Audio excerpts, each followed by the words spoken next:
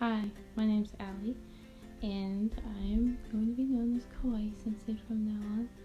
I'm going to teach you Japanese, hopefully, and you'll learn in a fun and easy way and relaxed. You can just have a good time.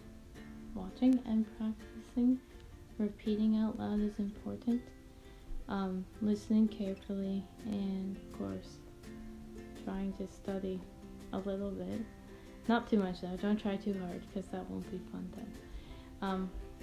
Unless you want to, some people really like to hit the books, but for me, I learned Japanese more naturally because I lived in Japan for about 10 years, and even though I did study a little bit, for me the most helpful thing was probably just being immersed in the language, and that's a really hard thing to do if you can't just pack your bags and go to Japan right now and live there. So this might be the next best thing, hopefully.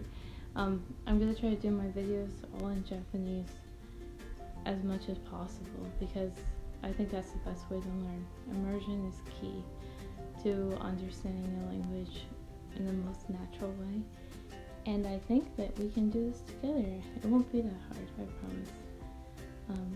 Not like I did all the hard work, so I'll make it easy for you. For me, actually doing like karaoke was a really good way to learn Japanese. I learned to read a lot of kanji that way, and actually I was able to pass the JLPT N3, which is like the mid-level of the Japanese language proficiency test, just by watching TV and going to karaoke, and that was it. And then I learned enough kanji that way, but I don't think that's for everyone. It was just my way. It could help. If you like Japanese music, that could definitely help you learn more. Other than that, just watch these videos and learn with me.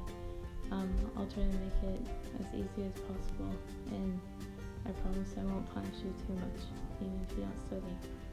Not like this pencil that got broken. Anyway, I hope you'll join me from now on, and I look forward to seeing you in class. Bye bye.